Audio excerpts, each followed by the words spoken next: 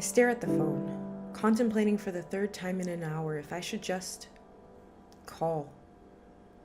Would it be weird? We hadn't been friends for years. I set the phone down and walk away from it again, trying to busy myself. Moving to the kitchen, I rummage through the fridge and make a sandwich I don't really want. Running into him had been strange. He looked so much the same, though I had not seen him in something like 7 years. He'd already been tall back then, his dreaded hair hanging only just past his chin. When I came across him days ago, waiting in line for a street hot dog, he stood half a head taller than the people around him. Heavy mass of hair piled up and knotted at the top in a slapped-together bun. I could see the sharp cut of his chin and the familiar long birthmark that dragged from just below his left eye and stopped at the bone of his jaw. Uncle Scar! I called out the childhood nickname with a habit so ingrained I hadn't realized I said it aloud until the small crowd turned to face me. This veritable stranger searched the crowd, and when his eyes met mine, he smiled. Simba. He called the name with the same gravitas that always made me laugh when he was young and his voice still cracked. It startled me how much that sound had changed, though it shouldn't have. Age stole octaves and added the weight of a would-be king. He'd been in a rush and couldn't talk long, but gave me his number and urged me to call so we could catch up. That was 4 days ago. I set my plated sandwich down beside the phone, but don't touch either. This shouldn't be so hard, but it is. I'm a different person than I was back then, so he must be too.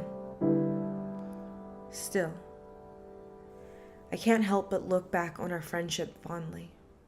The two of us, bundled up warmly, lying on a beach towel, sprawled across my front yard in the autumn, watching orange and yellow leaves fall while we talked about school projects and neighborhood rumors. Or sneaking out to see movies we weren't old enough for, fighting over whether Lost was a TV show ahead of its time or just trash. I can't think of any part of my adolescence without picturing him. I pick up the phone, but still don't pull up his contact. When my anxiety gave way to depression in my junior year, I took to sneaking out and wandering the neighborhoods at night. He would join me.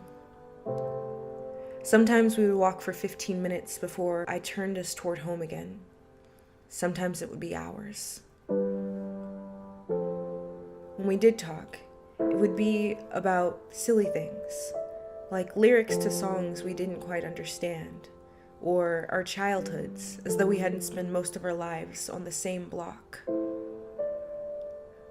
One clear night, I can remember looking for the moon with him.